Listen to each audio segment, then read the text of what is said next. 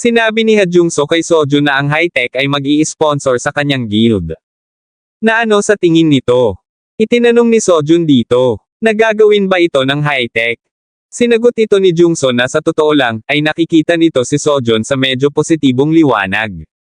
Dahil ito ang lalaking nagligtas sa anak niya. Sa isip ni Sojun ay hindi siya makapaniwala na mag-o-offer ito ng ganito. Kahit na si Ha-irem ay napakahusay na anak ng isang tycoon. Hindi nito kayang pantayan ang isang buong kumpanya. Lalo na kung ang kumpanyang iyon ay ang high-tech. Sigurado si Sojun na makakatanggap siya ng napakalaking halaga ng suporta. Sa isip ni Sojun ay wala siyang lohikal na dahilan para tumanggi. Nagtanong si Ha Jung-soo kung ano ang sagot nito. Sinabi ni Sojun na pinahahalagahan niya ang kamangha-manghang alok nito. Pero kailangan niyang tumanggi, na siya ay humihingi ng paumanhin dito. Sinabi naman ni Ha Jung-soo na hindi niya ito maintindihan. Na ano ang dahilan nito para kumampi kay Ha-irem. Sinabi ni Sojun na kung tatanggapin niya ang suporta ng chairman, ay sigurado siya na makakatanggap siya ng mas mahusay na mga kondisyon kaysa kay Ha-irem C. Pero hanggang doon lang yon. Para sa chairman, si Sojun ay walang iba kundi isang paraan. Para mapigilan ito si Ha-irem na maging hunter. Wala na itong mapapala sa kanya kapag naabot na iyon. Sinabi ni Sojun na sa kabilang banda, kung tutuparin niya ang mga kondisyon ng kontrata ni Ha-irem C, mas marami pa siyang makukuha. Kahit na tila isang kawalan sa ngayon. Makukuha niya ang tiwala ni Ha-irem C. Tinitingnan niya ito mula sa isang pangmatagalang pananaw. Na ito ay ang mas mahusay na pagpipilian. Pero hindi mo ba naisip na may mga kapahamakan sa iyo kapalit ng pagpili mong pumanig kay Irem kaysa sa akin? Tanong ni Jung-soo. Sinabi ni Sojun na ayos lang ito. Na tiniyak sa kanya ni Ha-irem na hindi ito papayag na mangyari iyon. Sinabi ni Jung-soo na parang sobrang tiwala ni Sojun sa babaeng yon. Sinabi naman ni Sojun na alam niya na laging tinutupad ni Ha-irem ang kanyang salita. Kung ito ay imposible, ay hindi niya ito sasabihin. Kung may ipinangako siya, tinutupad niya ito sa anumang paraan na kinakailangan. Iyon ang uri ng tao si Ha-irem. Mula sa nakita ni Sojun. Tumawa ng malakas Ha Jung-soo. Naiintindihan ko na kung bakit siya nagkakagusto sa'yo. Sige, pumapayag na akong maging active member si Irem sa iyong guild. Ang sobrang pagprotekta sa kanya ay pipigil lamang sa kanya. Pero may kondisyon ako. Ang sabi nito, kung gagawin mo, gawin mo talaga. Iyan ang kondisyon niya, sabi ni Sojun kay Ha-irem. Sinabi talaga ni Dad yan. Shock na sabi nito, gaano kapalad. Papayagan kang maging hunter basta active ka sa guild. Sabi ni Sojun, totoo yan, pero hindi ba problema mo at ng iba pang miyembro ng guild? Kayong lahat ay nag-apply na may layunin na ito ay isang dummy guild. Muling sabi ni Ha-irem. Sinabi ni Sojun na ayos lang naman sa kanya. Kaya tinanong ni Ha-irem kung anong nangyari sa pagiging busy nito. Ito ay para sa iyo pagkatapos ng lahat. Susubukan kong maglaan ng ilang oras para sa panapanahong gawain ng guild. Susubukan kong hikayatin ang iba. Kaya huwag kang mag-alala tungkol sa kanila. Ang sabi ni Sojun. Anong meron sa'yo? Bakit sa isang iglap ay napaka-cooperative mo?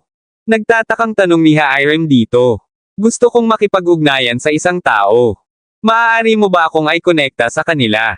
Nakangiting sagot ni Sojun. Sabi ko na nga ba? Inis na sabi ni Ha-irem. Sa Athens, Greece. Lumabas ang mga halimaw. May biglaang fracture na nangyari. Panatilihin ang formasyon at protektahan ang mga sibilyan. Sabi ng isang hunter. Mommy, tingnan mo. Ang Knights Guild.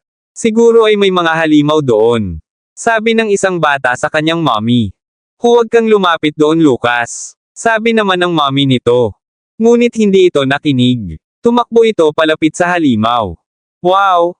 Isang tunay na halimaw. Namamanghang sabi nito. Hintay. Huwag kang lumapit, bata. Ang sabi ng isang hunter. Nakita ito ng halimaw kaya susugudin ito ng halimaw. Kinakabahang napatingin ang isa pang hunter. Takot na takot ang bata. Buti na lang at may tumalon na babae. Gamit ang espada nito ay nilabanan nito ang mga halimaw. Bago pa man makalapit ng tuluyan ang halimaw ay naispade na ito ng babae. Sa lakas ng impact ay napaupo ang bata. At napalibutan ng alikabok ang paligid kaya napaubo din ito. Lumapit ang babae sa bata. At ay nalalayan ito na makatayo. Nakita mo ba yon? Nalabanan niya mag-isa ang mga gargoyles. At madali niya itong natapos. Humahangang sabi ng lalaki. Na may ganong katumpakan. Sabi naman ng kasama nito. Siya talaga ang pinakamahusay. Ang pride ng Athens. Ang sigaw ng mga tao. Lahat tayo ay nasa gitna ng isang biglaang fracture. Delikado ito. Kaya lumayo kayo. Sabi ng isang hunter na humaharang sa mga tao. Ayos ka lang ba, Lucas? Napakadelikado. Ang sabi ng babae sa anak nito. Okay lang ako, mommy. Ni hindi man lang ako natakot kahit kaunti. Dahil ang pinakadakilang swordmaster na si Sofia Lambi daw. Ay pinrotektahan ako. Masayang sabi ng bata. Isinisigaw ng mga tao ang pangalan ni Sofia. Okay ka lang ba, master? Tanong ng lalaki. Ayos lang ako. Medyo walang hangin lang yung armor ko. Sagot ni Sofia. Isang tawag ang dumating sa guild mula sa South Korea. Imporma ng lalaki. South Korea. Mula ba sa Sword Saint? Tanong nito. Hindi. Mula ito sa high-tech. Tumutunog ang phone ni Sojun. Sa isip nito ay medyo kinakabahan siya matapos makarating dito. Hindi ito mapakali ngayon. Hello. Tugon nito sa kausap sa phone. Si Mr. Lee Sojun ba ito? Ako si Sofia Lambi daw. Narinig ko na gusto mo daw akong makausap.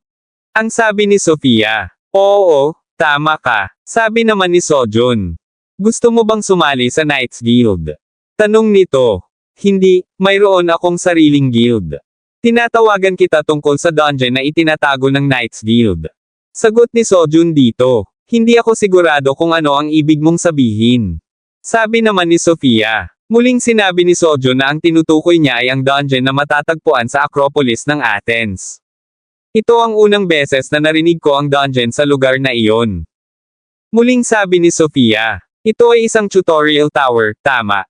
Tanong ni Sojun. Tumahimik sa kabilang linya. Gulat na gulat si Sofia sa narinig dito. Itinanong nito kung paano nalaman ni Sojun ang tungkol dito. Sinabi naman ni Sojun na nalaman niya ang tungkol dito bilang gantimpala sa dungeon. Mukhang ang dungeon na iyon ay pinamamahalaan ng guild nito. Tinanong nito kung bakit ganon. Sinabi ni Sojun na hindi kaya kung bakit ang sikat na swordmaster sa buong mundo na si Sofia ay aktibo lang sa Athens. Sinabi nito na huwag mag-alala ang babae at hindi niya tinatakot ito. Iyon ay isang kaluwagan. Tunog ng isang banta ito sa akin. Sabi ni Sofia. Sinabi ni Sojun na, talagang hindi, wala akong intensyon na gawing kalaban ko ang representative guild ng Greece. May offer ako sa'yo. Gusto kong pumasok sa tutorial tower bilang partido ng 5. Ang sabi mo hindi ito pagbabanta. May makukuha ba ako dito? Tanong ni Sofia. Oo, ito ay ang paglilinis ng tutorial tower. Sagot ni Sojun. Hindi ko nakikita kung paano ako makikinabang. Sabi ni Sofia. Hindi, ito ay magiging napakalaking pakinabang sa iyo. Dahil aalisin nito ang iyong sumpa. Hindi makasagot si Sofia. Ang sumpang iyon ay inilagay sa iyo sa huling palapag ng tore, tama. Alam ko na imposibleng may makakapasok ulit sa tower. Hindi lang iyon. Ang suliranin sa boss ay hindi makatwirang mataas. Hindi ba iyon ang dahilan kung bakit hindi pa ito na-clear ng guild mo, hanggang ngayon? Dagdag na sabi ni Sojun. Sa isip ni Sofia ay marami na itong alam. Sa katunayan ito ay hindi isang bagay na kahit sino ay maaaring maglakas loob na harapin. Ang panghuling floor boss. Naisip ni Sojun na hindi makahingi ng tulong si Sofia sa mundo. Dahil ang isang espesyal na katangian ay nakatago sa loob ng tutorial tower.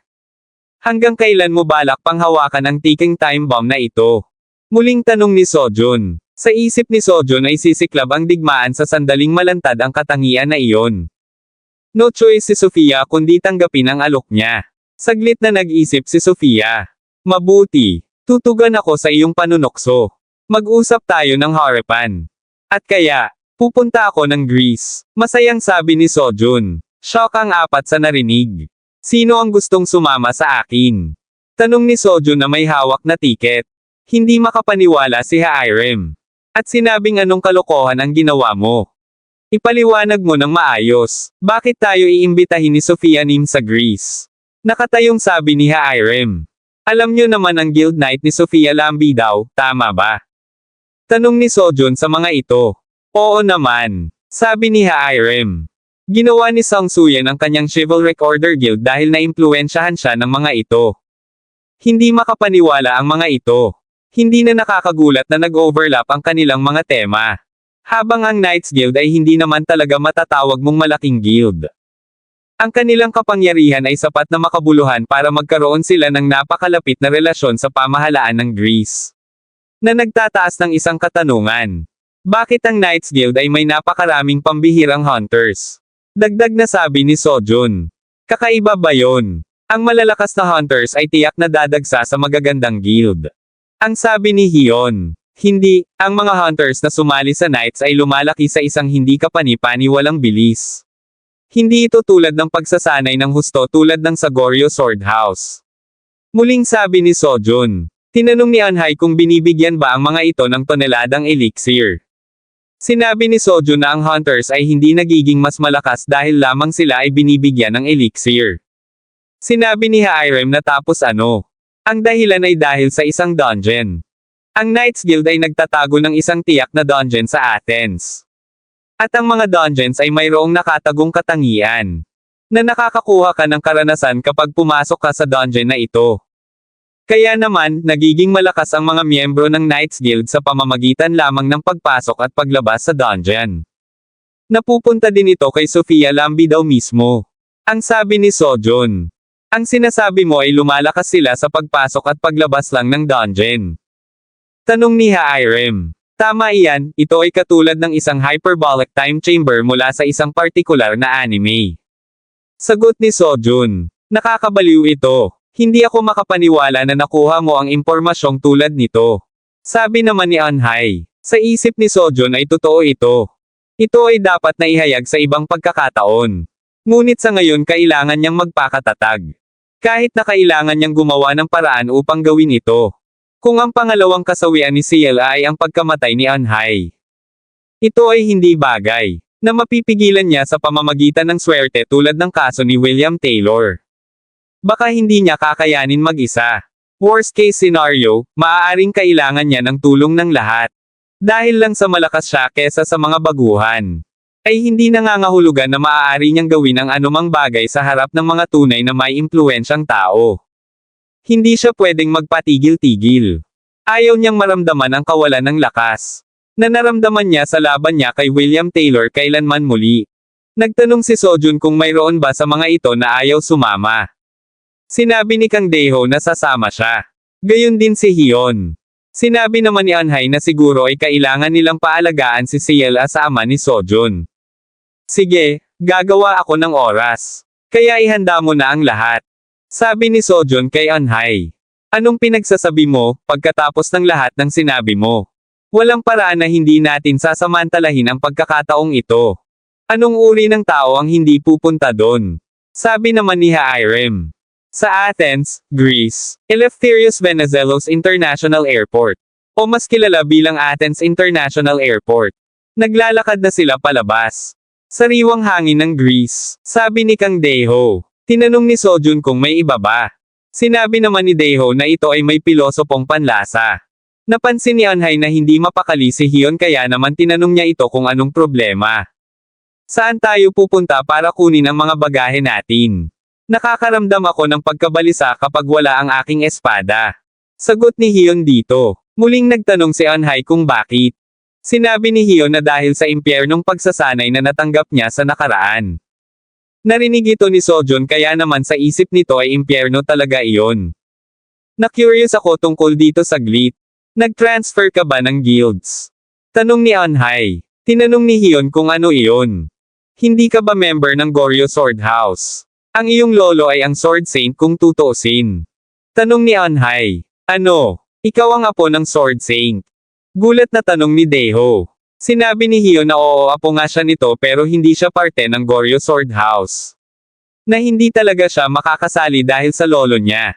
Kung talagang iginagalang mo ang tradisyon, kailangan mong matutunan kung paano lumipad ng mag-isa. Hihina ka kung masisilungan ka. Yan ang sabi niya. At tapos sinabi niya sa akin na mag-solo hunter ako o sumali sa ibang guild.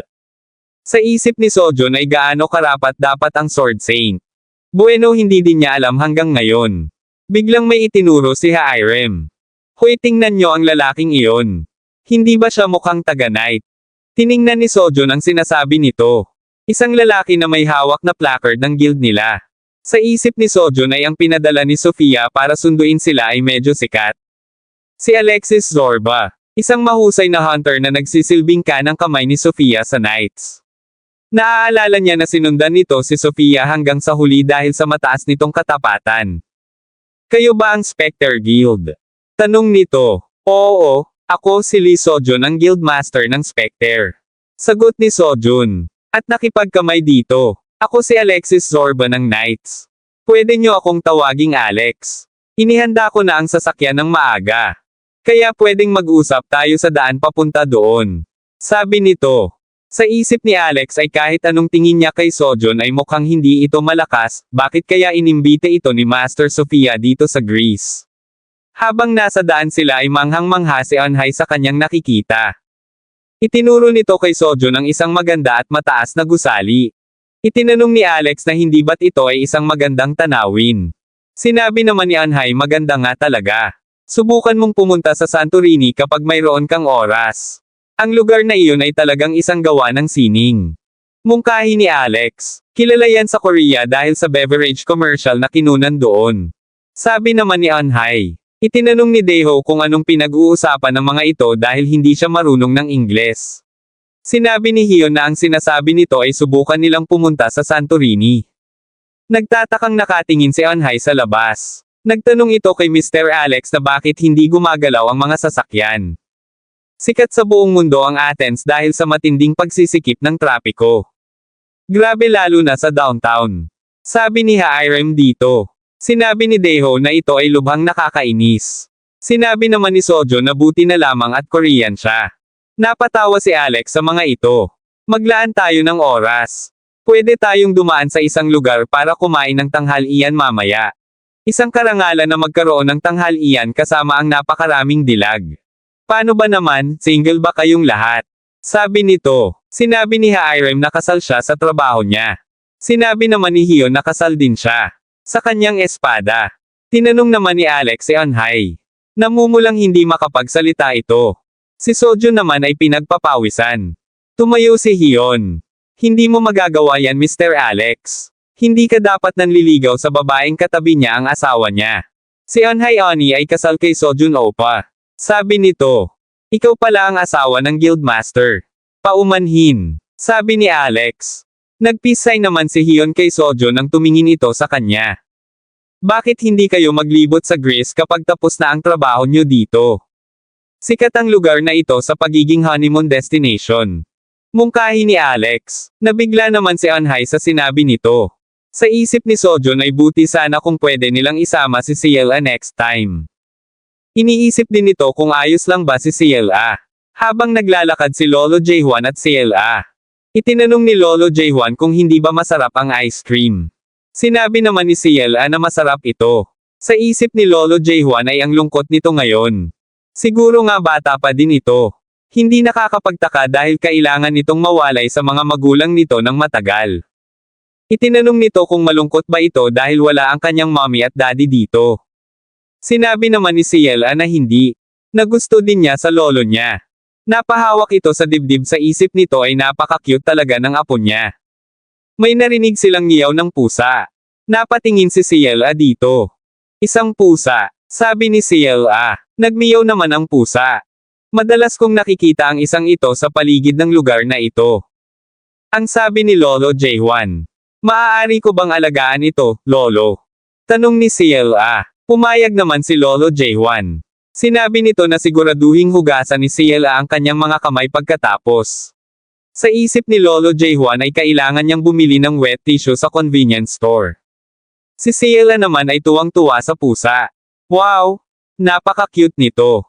Sabi ni Ciela. Nagpaalam si Lolo Jaehwan kay Ciela na pupunta lang siya sa convenience store na iyon para bumili ng kung ano-ano, kaya huwag itong pumunta kung saan-saan. Pumayag naman si Ciela.